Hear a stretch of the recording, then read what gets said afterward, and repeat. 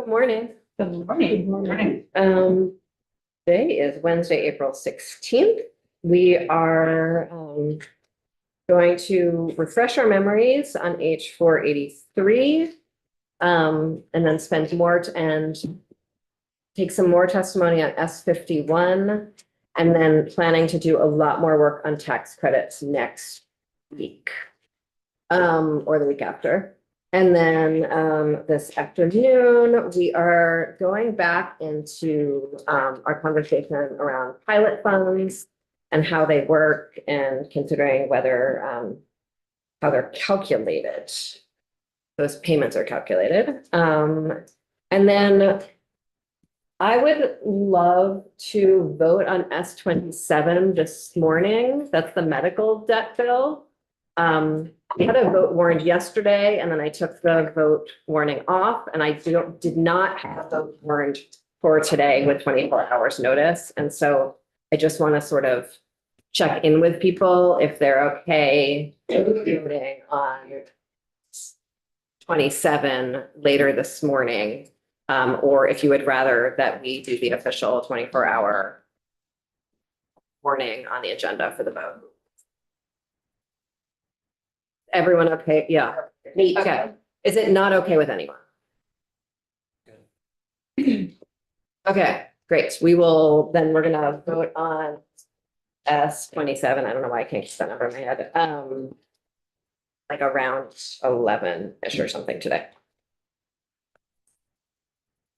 And with that, I think that was all the housekeeping I have for everyone.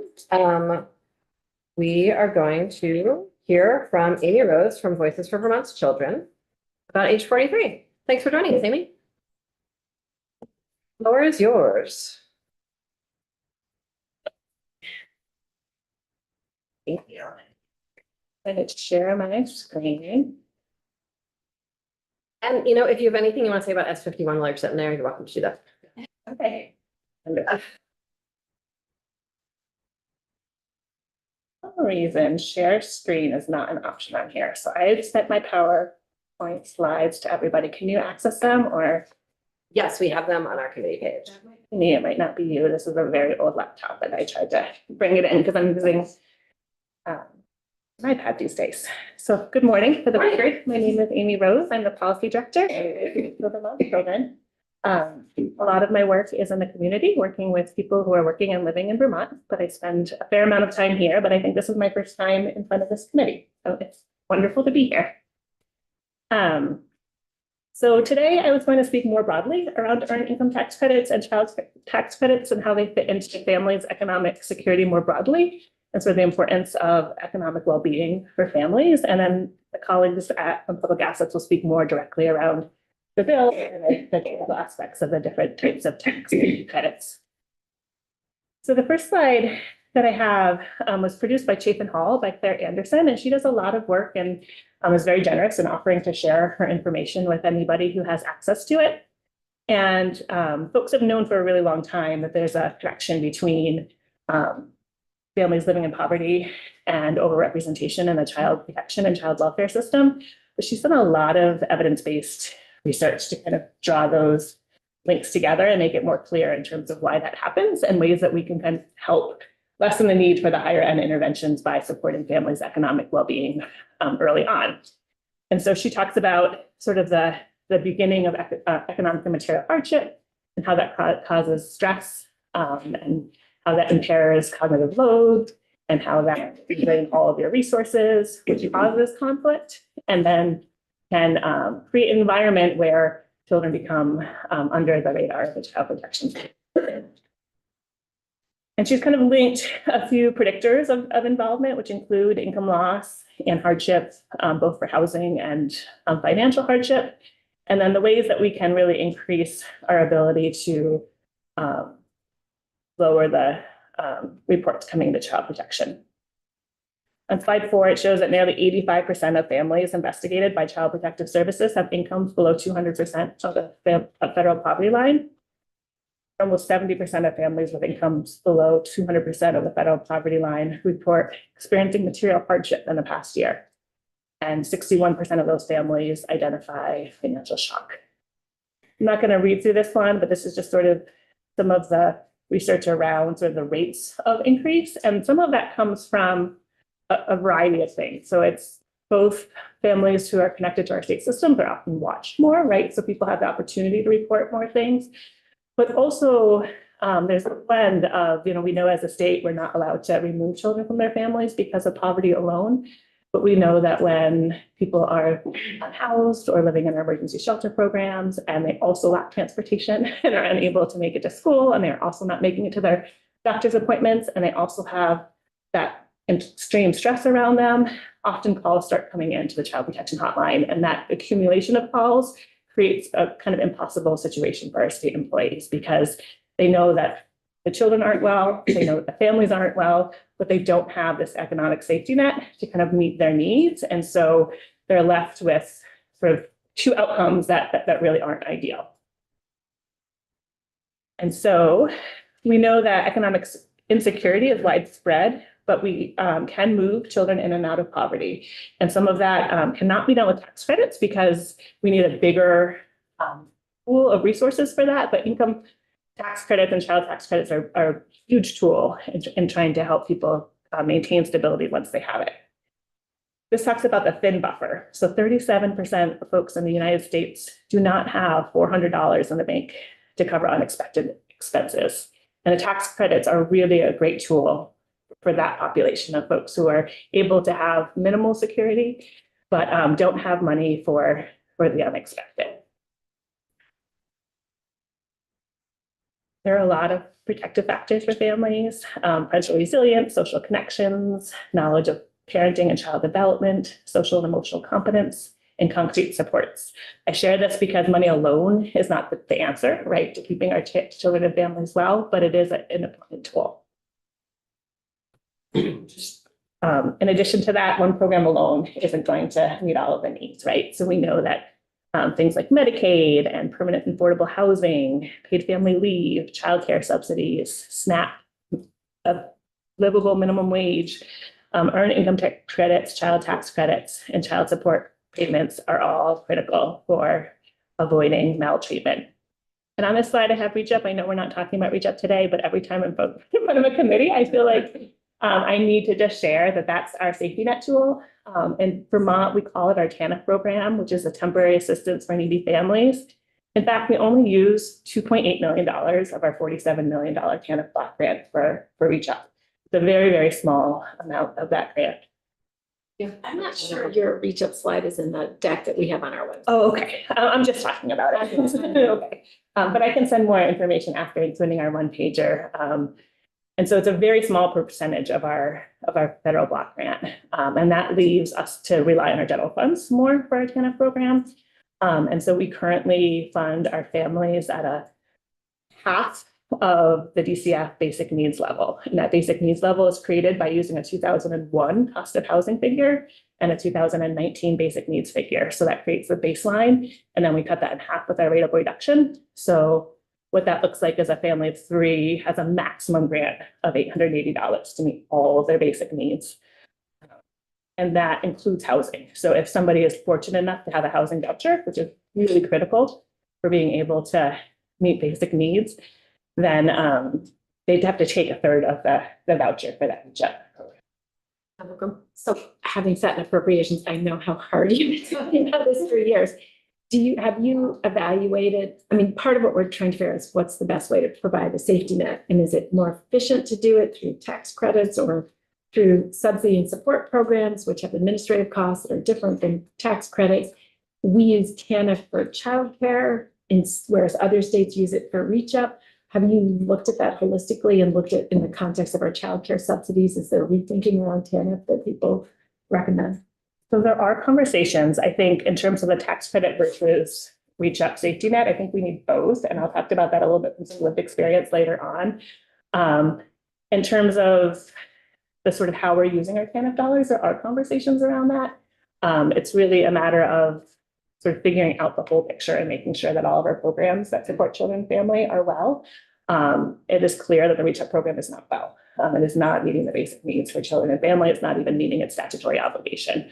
And so with the new income tax, that we do talk about some reserves and funds, and we could increase our amount of TANF that's going to reach out families. And if we did that, we would remove the rate of reduction and get families to the poverty line. And the administration. I'm gonna bring us. Yeah. Okay. So the next thing is about the earned income tax credit. I know this committee is very familiar with what it is, so I'm not going to give a high level overview, but I wanted to include sort of Vermont's information in my slides. The earned income tax credit is associated with significant reductions in child protection services involvement, particularly for single parent households and larger families. Claire shows that $1,000 increase in income via the EITC is associated with 8 to 10% reduction in child protection system involvement for low-income single mother households. Similarly, yes. On that, sorry, thank you. On that last data point, the $1,000 increase with the 8 to 10% reduction, could you just explain a bit more of how that figure was calculated? So Claire has done a lot of research around across the country, had pilots and had validated tools to figure that out. And they talk about, I can send some of those to you. I don't want to go into all the methodology, but she's done a lot of work to get the data behind it. What they found is, originally when they were looking at child protection improvements, they surveyed impacted people, and a lot of families said we need more cash assistance so that we can meet basic needs. And I think for a while people didn't really believe that. So there's a lot of pushback, and people would say, well, what you need is parents and supports. And yes, recently, there's been a big effort to get the data behind the cash part. And they're finding that it's true. When folks are given cash, there is fewer calls to the child protection system and fewer intakes. So for child tax credits, again, here's just the background for Vermont, but I'm not going to read through it because you all were responsible for some of that work and know it probably as well, if not better than I do. But I think sometimes what comes up is people wonder what people do with the money when we give them tax credits, and there's sometimes concern about that. And so this slide shows that families with incomes below $25,000 were more likely than other families to spend their tax credit funds on basic needs. We count basic needs as things like food, utilities, clothing, and housing. We find that when we give tax credits to folks with more resources, the money is often used for sort of bonus things because all their basic needs are met. When you give tax credits to people who are experiencing poverty, then the money is really used for the essentials. Moving into themes from families living in Vermont, and this gets into the intersection of all of the programs a little bit. So we've been talking to families, primarily who are in HUD, but families who are experiencing poverty in the parent child centers and other places as well.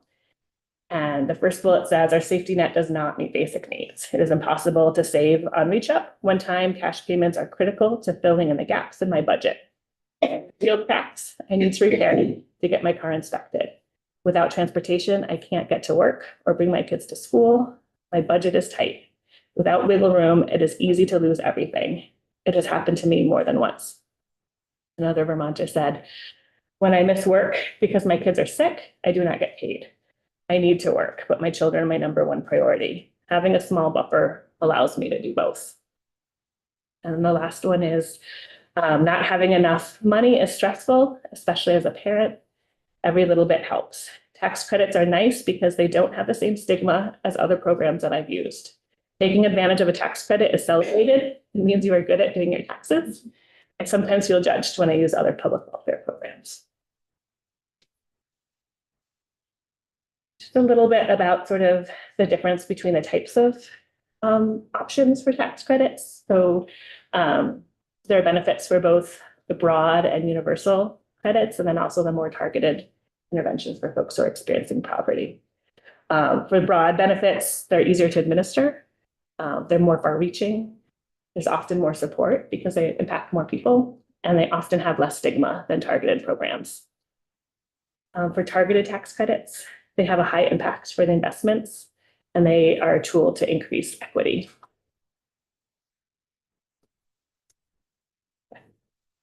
Yeah. Well, it isn't totally about tax credits. Can I ask it anyway? So you could follow Representative Holcomb's lead and just ask the question. It's the savings account. what would you think of having a revolving savings account type? That just people could access and then they could pay back as they can, so that there isn't that kind of stress, that everybody has a shared savings account. Yeah, so long before I worked in Voices, I was in the Peace Corps, and one of my programs was similar to that model around the revolving credit. And just like I said earlier on, I think we need a wide range of tools. So I think I like don't think we shouldn't have this. Yeah. But I just, in addition. in addition, I think it can be beneficial. I think one of the benefits of the tax credits is that there's an easy path and it's easily accessed. But I think folks access our financial system very differently. And if there's an opportunity for somebody to have revolving credit and those small loans, that can be very helpful. I know they're thinking about not loans, but having cash on hand, like through the baby bonds pilot or through other, other programs to try to make sure that folks who are trying to create businesses or get on their feet have opportunities to access money. And the community action agencies have a limited microfinance program that we're not going to hear testimony about here, but. And United Way provides much, but not all. I do find that sometimes families who have very little access to funds sometimes get nervous about taking on additional loans just because they have experience of that not going well as well. Any further questions for Amy Rose about credits? Yeah, hi, Amy, thanks. Just thinking about the timing of earned income tax credit, because really it's coming at the end of filing taxes in the first quarter. It's really hard to budget based on that. I mean, just in your experience, how do families account for that? Are they adjusting their W-4s? Is it just, I hope I get what I can and save it? Yeah, I can't speak for everybody, but the folks that I've spoken with find it very helpful in that it is a one lump sum oftentimes. And so it can either pay back debt if somebody has debt, or it can be used for that purchase that people have been putting off because they're unable to make a payment. And so like as many of us experienced during the pandemic, when you get an extra stipend, if you have cushion in your budget, you can use that for savings for future payments. But if you don't, you can use it to pay off something that might be accruing interest, and that can be helpful as well. I don't think it's enough to create stability year round, but it's a really important tool in a person's budgeting process. My very, very last thing, and then I will pass it along to the more specific testimony, is that we know that there are predictable patterns of financial stress. We have the opportunity to target relief for support stability. We see this targeted support for new parents, for first-time home buyers, for people attending college, and also for elders. Financial incentives are often used to promote more environmentally sustainable practices and purchases. Transition age youth and people over 65 are not eligible for the earned income tax credit. This is particularly problematic for young people who have experienced foster care. They typically enter the workforce earlier and experience higher rates of poverty than their peers. The state has taken responsibility for these young people, and it's not acceptable to exit them from state care to homelessness. So while tax credits will not be enough to create stability, it is one tool that can help. And we're thinking about target populations. That's one population that I always ask people to keep in mind. Thank you very much. Really appreciate you joining us. Thank you. I appreciate the opportunity. Julie, hello. Would you like to join us? And do you have slides you wanna? I just got this question, I'm sorry. No, it's fine. Do you want me to share? Do you want to just go? Would love for you to share if you're able to. Yes, I'm technologically challenged when I'm in front of a crowd. We're gonna give you a moment once you sit down, and we're just gonna do our own things quietly while you join the Zoom that Sorsha sent you so that you're able to share your screen. I think I'm getting it, but then I always, whenever I think I get Not alone. it. I'm presenting because it's not us. Oh, well, I'm happy to be here.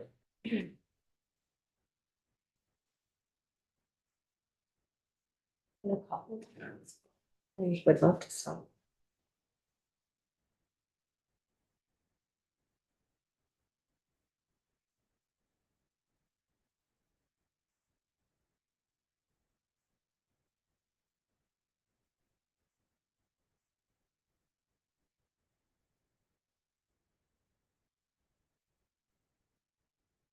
I do no audio, right? That's my, no audio. Okay, that was my problem last time. There was an echo. It was terrible.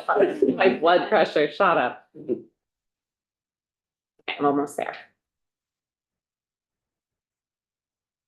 We're really very happy for these moments, so don't Okay. feel pressure.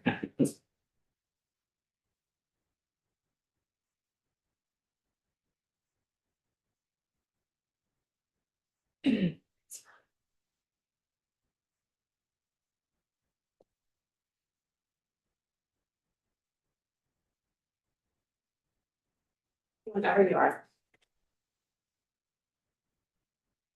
Wonderful. Resource. Thanks. So thanks for having me. For the record, I'm Julie Lowell. I'm the Economic Security Policy and Outreach Director at Public Assets Institute. And I think you're familiar with some of our work, but just as a reiteration, we work on state fiscal policy to improve the well-being of all Vermonters and to advance racial and economic equity. So we're really working toward, make sure my slides are moving. Okay. We are really working toward a Vermont where everyone in the state has economic security to last a lifetime, that they have access to economic security through all of life stages, to cash, strong public goods, welfare, asset building, and an equitable economy so that people can be financially secure. And state policy is a really important part of ensuring that everyone in Vermont can meet their basic needs, not as a crisis response, but really in a sustained, comprehensive way. And the tax credits that we're talking about today are a huge part of this, right? They fall right within that cash pillar on the in the frame that I'm showing you right now. They help people fill in the difference between what they earn and how much they need to take care of their families. And so today I'm going to touch on the importance of the tax credits and areas where we could see some improvement in the credits. So to ensure that people can make ends meet, their incomes need to meet their expenses. And we have found that for far too many Vermonters, this is currently not the case. So in this next slide, what you can see is the Joint Fiscal Office's basic needs budget estimate for a family of 4 with 1 earner. And that budget for that family that they need to meet to make ends meet is over $50,000 higher than the state's basic minimum wage, which is closer to $30,000, as well as the poverty level for that family. So this sort of suggests that a higher minimum wage might be the right policy lever to increase incomes and help families better make ends meet. And in fact, we know that Vermont's minimum wage, which was once one of the highest in New England, has really lost ground over the last decade. And it continues to pull away from Vermont's livable wage. And I just want to define that because this is another data point that comes from the basic needs budget from JFO, but this is specifically the wage that a single person in shared housing needs to make ends meet when they're working full time. So we know that in reality, there's multiple policy solutions in combination with a strong wage floor. Employers can't necessarily cover the full cost of increasing family size. And that's exactly what the child tax credit and the earned income tax credit do. It provides additional income based on the number of kids you have. And we also know that there are a number of parents who aren't able to work and they are struggling to make ends meet on fixed incomes. And so this is something that a wage policy alone won't fix. So the EITC and CTC, as you know, are refundable tax credits. So that means that people can get cash assistance back from them. They provide additional resources that, as Amy, I think, already mentioned, they don't impact other state benefits, which is a key benefit of the program of the credits. And they're giving cash to 45,000 Vermont families that receive these credits, which is about 15% of all tax filers in Vermont, allowing them, as Amy touched upon, to really make decisions about how to allocate the resources that their families need. And resources and covering costs that our other important safety net programs might not cover. So this is a flexible cash assistance. I can't quite hear you. Okay, I'll go loud. Put on my stage voice. So starting during the pandemic, we really saw that government investment included the federal child tax credit, the expanded CTC, and then our newly enacted state child tax credit. It really cut child poverty. And so in this next slide, what you can see is the dark orange line. This is the official poverty rate. So this is based on the income, a family's income compared to a fixed need threshold. The light orange bar is a supplemental poverty rate. And that includes the impact of tax credits and food assistance. And so what you can see here is the impact of these expanded tax credits mean that we are reducing poverty in Vermont. And in fact, during this time period, this is a 3-year average of 2021 to 2023, there were 3,000 fewer children in Vermont living in poverty because of these credits. So you can really, we can really see that these credits are doing good for people. They're helping folks close that gap. They're decreasing poverty. And here you can see the real value of the state earned income tax credit. On the x-axis is earned income, and on the y-axis is the amount of the credit. So I'm sure you've seen this chart a lot, but in combination with the federal credit, families with 3 children or more, they have a maximum benefit of over $10,000. And if some of those children are under 6, that means even more income for their family. So this is making a real difference for families. While the values of the credit. Yes. No, I was thinking, this is also helping employers, because if you look back, at the minimum wage, if you put up the minimum wage, employers have to pay more. But if it's at where it is, then employers are helped with the EITC. When their employees are helped, then the employers don't have to make up. You don't have to pay more to keep people living at a level that's affordable to afford their basic needs, et cetera. So it's actually economic development. It is, and I think that's why it's generally, the EITC in particular is very strongly supported in a bipartisan way, and trying to find sort of that right level of the balance of the employer's responsibility and then recognizing a growing family. And that's, that's kind of the beauty of the policies married together. Yeah. So now I'm going to kind of transition into some of the challenges with the credits. So I've already referenced the basic needs budget line. And there's kind of 2 ways that we fall short with the current credits in supporting all Vermont families. And the first is that for a family with 1 child, the basic needs budget line starts around $70,000, and then it only increases.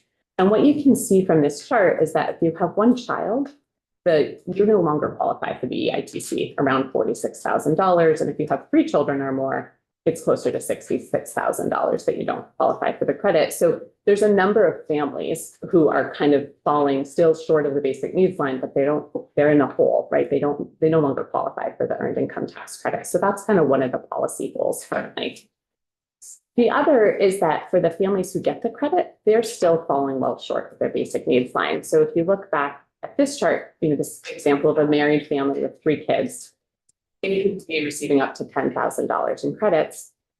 But if you look here, that family might have $25,000 of income. So that brings them closer to $35,000 of income, still well below that $88,000 that they need. So those are kind of 2 of the first goals. The other piece I want to point out is this, this challenge for the filers right here, for these married folks without children. And I want to qualify, while often these are called the childless EITC filers, many of them have children, but they are not the primary custodial parents. So they might not be claiming them on their tax credit, but they might be contributing to children. It's a really helpful detail. Thank you. You're welcome. Yeah, only 1 parent gets to claim the child, even if they're divorced, right? So by increasing the state EITC to 100% of the federal credit, we would see that over 11,000 filers could benefit, and they could see a maximum tax increase of nearly $400. So in addition to this extra cash benefiting these workers, this could also improve uptake for the group. So in 2019, which is the most recent data point I have, about 35% of filers in Vermont without children were estimated to not have claimed the federal credit. So 35% of people who were eligible weren't claiming the federal credit if they didn't have children. And that compared to about 14 to 18% rate for filers with children. I don't doubt that this would be helpful to these families. I really don't doubt it at all. But where does this money come from? Does it come from the general fund? Well, because it's a tax expenditure, it doesn't necessarily come from a location. I think, it's a loss of tax revenue that comes into the state.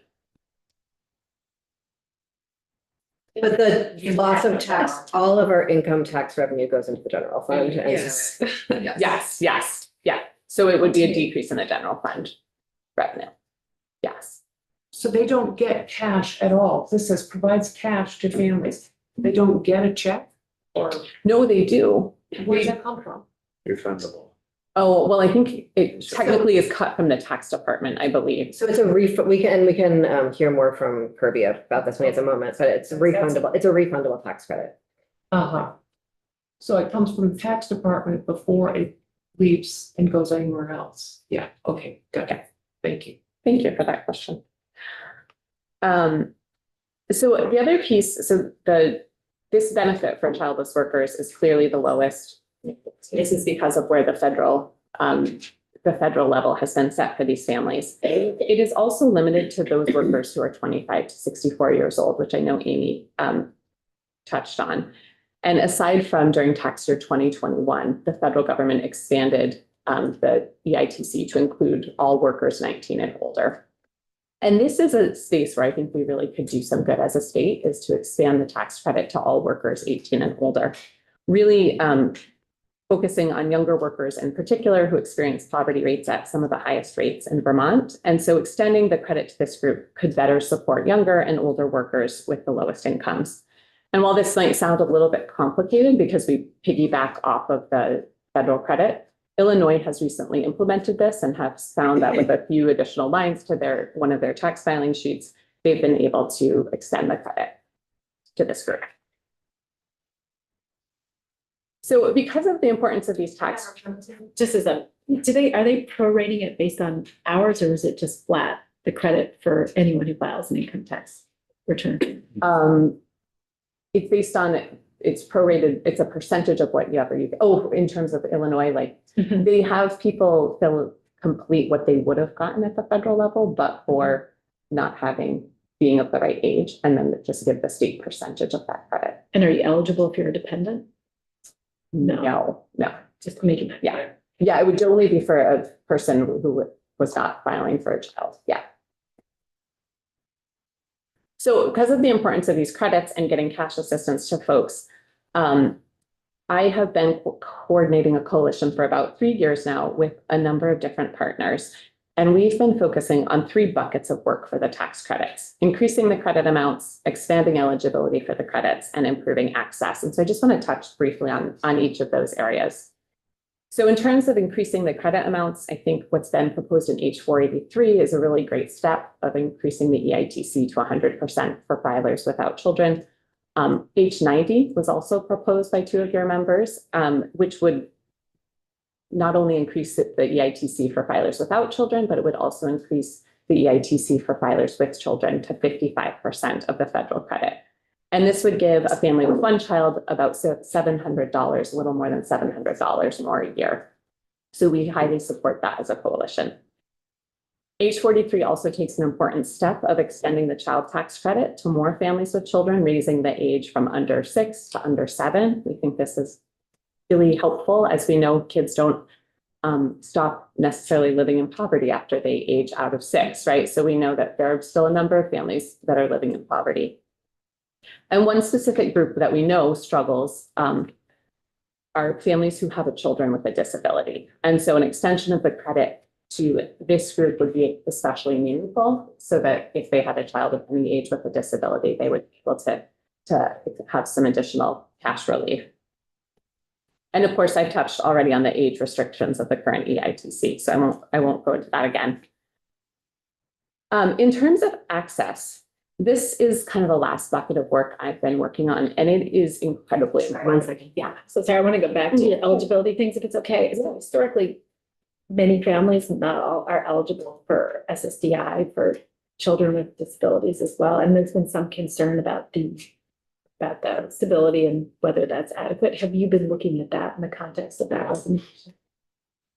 Not deeply. And I think we've talked with some of the advocates to better understand the kind of scope of support. Yeah. But I think that's kind of a next step of the work. Yeah, thank you. So for these filers, right, the tax credits are most meaningful for the families with the lowest incomes. And the challenge here is that if you have low income, you don't have to pay taxes. And this is kind of one of the challenges of the program. And so most recently, around $30,000 of income for a household that's married filing jointly, you don't have to file your taxes. So we really have been focused on access to ensure that there's strong knowledge about the credits and that this group in particular is filing their taxes and receiving the benefits that they could get from them.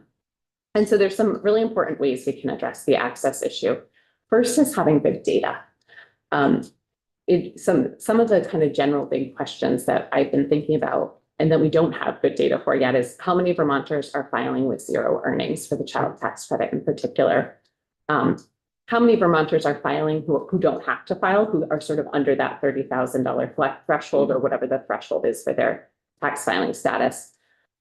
Another way we could sort of get to this is how many children under 6 are receiving public assistance and not being claimed for the child tax credit, right? We know who's getting Reach Up, we know who's getting 3 Squares Vermont, we know who's getting Dr. Dinosaur. And so could we get some of that data to the tax department to ensure that a parent is claiming all of those children that are under 6 for the tax credit? Another really kind of low-hanging fruit is looking at which Vermont filers didn't file for the state EITC but received the federal. And there's actually a mismatch there. So that is, some states have done that work and were able to get families the resources that they qualified for.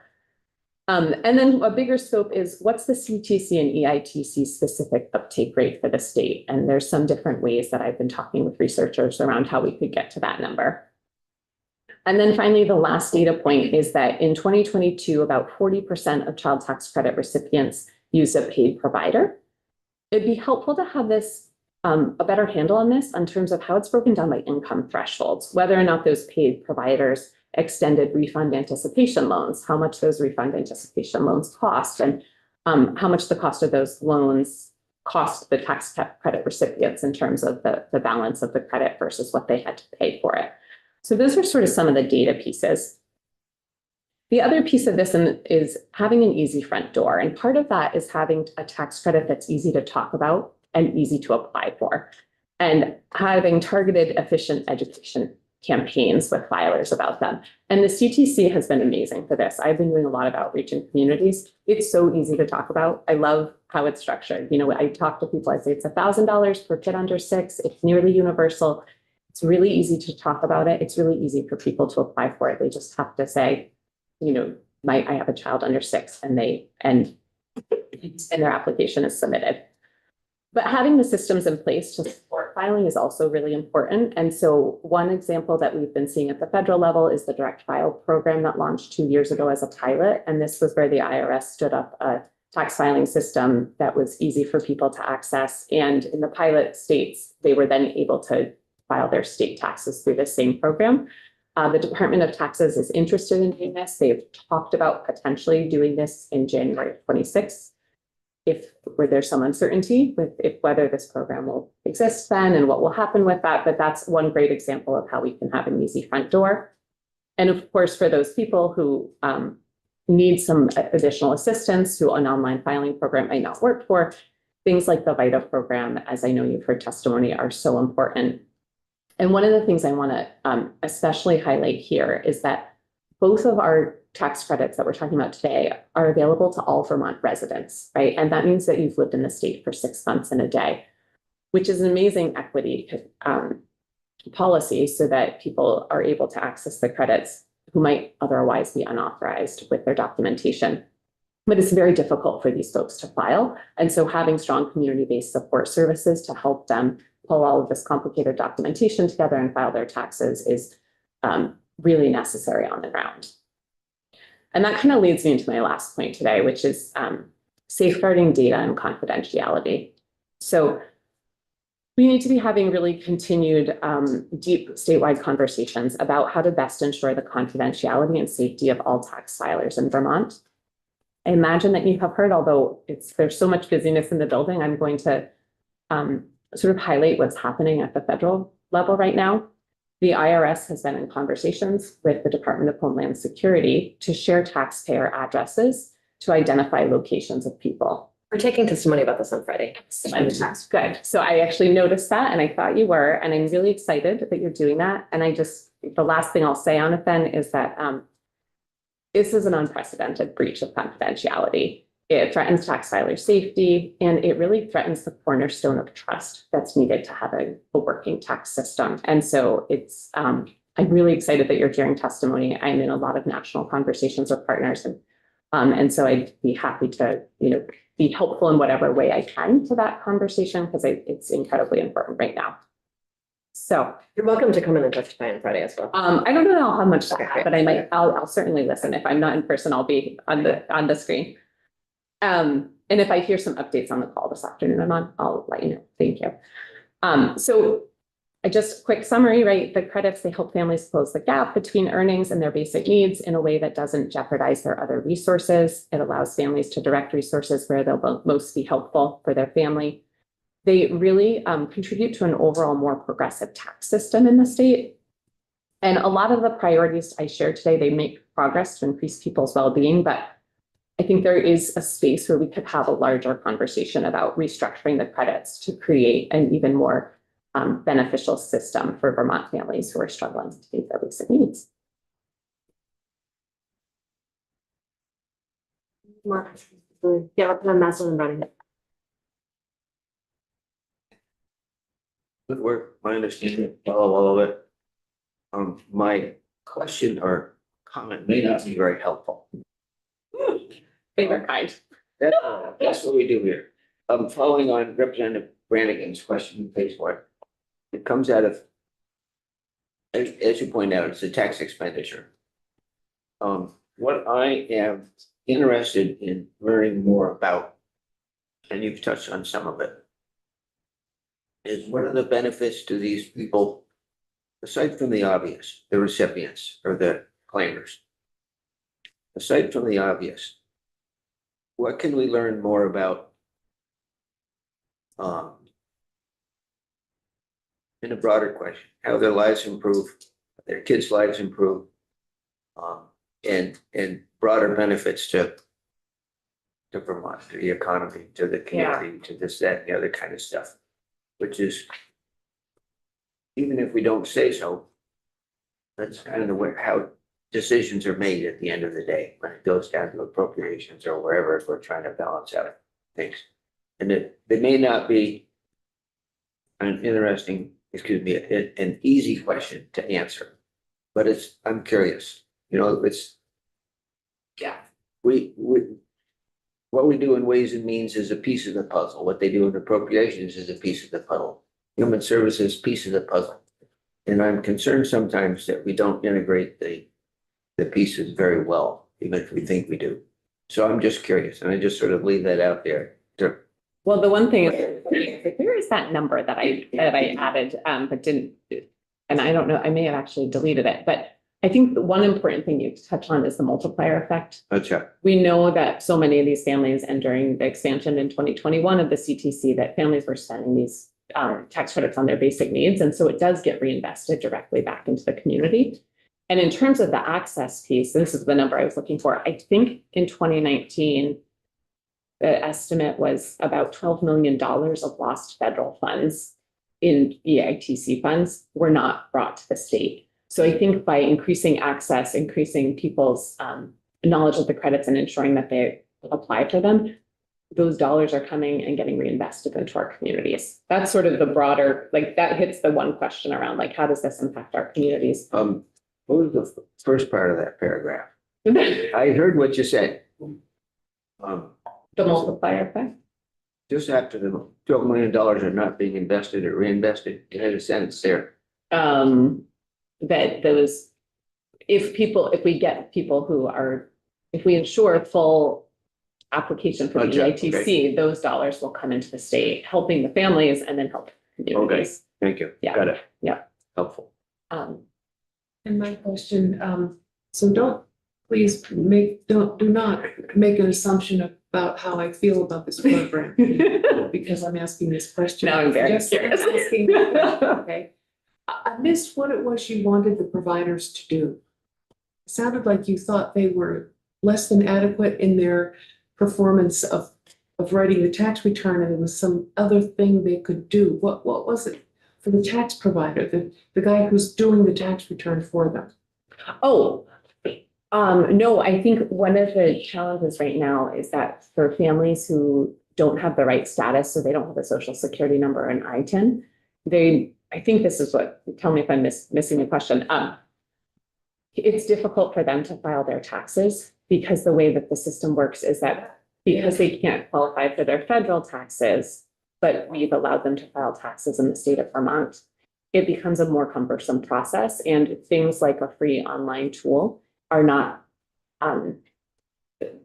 people can't use those. They're not an option for them because they don't have a social security number to fill in. And most of those automated tools, you have to fill in your social and it's a required field and you can't go further. And so it's difficult for those folks to file their taxes because of the inaccessibility of the So you forms want and the us to come system. up with some way around that so they can still file without a social security number or an EITN? Well, the tax department has done a lot of work on sort of that alternative filing. It's, I think, a question of how much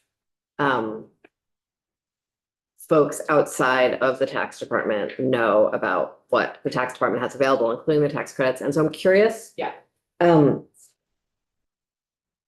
When we took testimony earlier in the session, when we were first working on the language in this bill and tax credits, we know that the Office of the Taxpayer Advocate has a little more space to be working on this these days. We know that there's a new communications team at the tax department. And we talked to them about sort of just greater communication systems between folks who work with folks who are, living with lower incomes or folks who are working on tax filing. And I know that you're sort of in regular touch with them. Would a formal working advisory group be helpful? Or does that just like another freaking meeting? I think it'd be great to hear from the tax department on Okay. this. I had a really great conversation with their communications director. I've had two now. And she is really excited about doing this work. And so I sort of gave her a laundry list of all the various things that our coalition has been doing over the last 3 years. And I think, like, first and foremost, really de-siloed communication to the Agency of Human Services. I think a lot of the departments in the state are already making sure people have this information, but it's not in a coordinated way as far as I can tell. And so I had a great conversation with communications director about how do we really get coordinated communication through all of the agencies. And then in addition, how do we target certain, not like community-based providers who might be more trusted, and particularly in communities where folks don't speak English and might need like a little bit more of a community-based conversation as opposed to like a bright flyer that begins to educate people. So I think that's a really important resource. And again, as easy as the credits are to talk about, that helps the job of communicating and being able to help people file. Yeah. Any other questions for Julie? Okay, thank you. All right, did you have one, Representative Holcomb, and then you dropped it? I just appreciate the fact that both the recent people testifying have put out the basket of efforts to try to address this group, because I often worry that we're giving with one hand and taking away with the other. I'm super concerned about reach out, and I know that's been a real issue. And I just think I think this is a great idea, but I also think we need to be paying attention to the larger problem and it is a layer cake of options to try to address it that is sometimes marginally effective. So I don't want to lose sight of the problem. Yeah. Yeah. I always like go back to Deb Brighton's work with, she has an amazing stack chart. And I think every year I'm like, we're going to do that. And then I'm like, the amount of work and capacity has not been, we haven't been able to do that yet, but is there a space that could be a part of, go back to my data point of my many like dreams of all the different data that we could have. Could we have that in a more, because treating it incrementally or as a one-off often means we're missing the point. Yeah. I feel I have a lot of ideas there. I'm happy to talk with you more about it offline. Love it. Thank you so Thank you much. very much, Julie. Thanks for the work you're all doing. Absolutely. Next up, we have Karen Lafayette.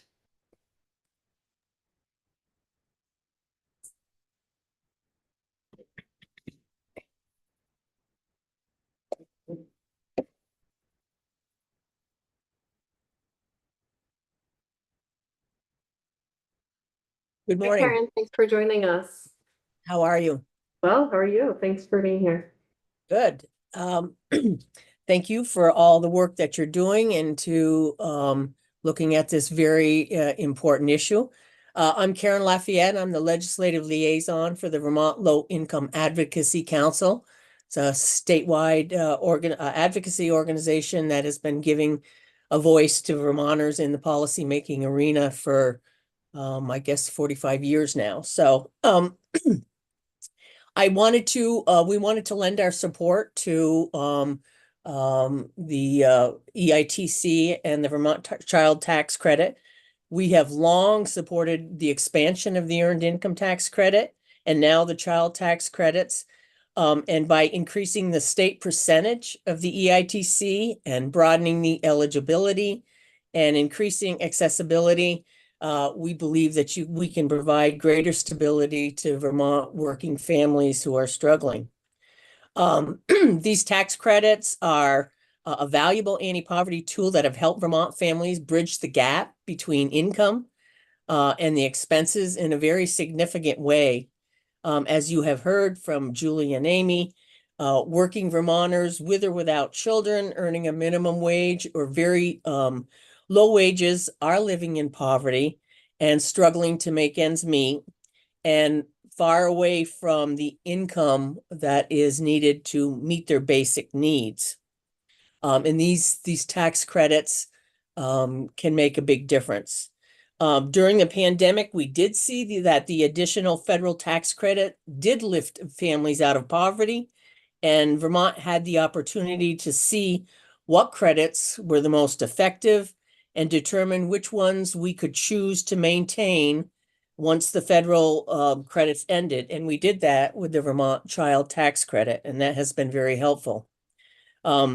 We believe that increasing the Vermont EITC from 38% to 55% of the federal credit for families and expanding that eligibility to include younger, under 24, the 18 to 24 and older Vermonters who are working without children to 100% of the federal tax credit would be a tremendous boost to the financial stability of those working Vermonters who are dealing with increased costs of living for housing, healthcare, groceries, transportation. An additional $500 to $2,000 a year can go a long way in paying a heating bill or making a car repair. We think building on our child tax credit to include children of any age with a disability and institute a refundable tax credit for former foster youths from 18 to 26 addresses a need for specific situations that may not fall into one of the eligibility criterias. To talk about where the money comes from and these tax credits, tax refunds and refundable tax credits for low income are monies that go right back into the Vermont economy. And I think that's an important point. These are from working Vermonters, and the money is needed and it gets spent and it goes back into the Vermont economy. Just to talk about the VITA program, the Community Action Agency VITA program, for the tax year 2023, the Volunteer Income Tax Assistance Program administered by Community Action accepted about 5,000 returns for total tax refunds and credits of $4.7 million. And of that, $2.6 million of that was credits for the EITC and for the child tax credit and the additional child tax credit. That's 1,067 earned income tax credit filers receiving an average of $1,112 and 502 returns with child tax credits averaging $1,414. That's just a small amount of the filers. That's 1,500 filers out of, I think, 33,000 Vermonters who claim earned income tax credit with the federal government. I don't know what percentage, I think Julie mentioned something about the disconnect between Vermonters who file for federal earned income tax credit and who don't file necessarily for the Vermont earned income tax credit. So that is an area to look at. Yes, did you say something? No. You know, that's $2.7 million that goes back into the Vermont economy. I don't have the numbers of Vermont filers who necessarily qualify for EITC, and I don't know what the outreach efforts are. I do know that the combined some of the combined providers, and that would be AARP, United Way, and the other VITA sites, in addition to the Community Action Agency Network VITA program, they take in and do about 12,000 returns. But I did hear from the persons who run the VITA program that many Vermont families who want their instant tax returns go to other providers and not necessarily with the programs that we have that assist low-income Vermonters. So in terms of, I think that we can be reaching out to improve this accessibility by getting some of the data that Julie mentioned, and then seeing where we can help facilitate programs that you know, Vermonters will feel comfortable using and taking advantage of these credits.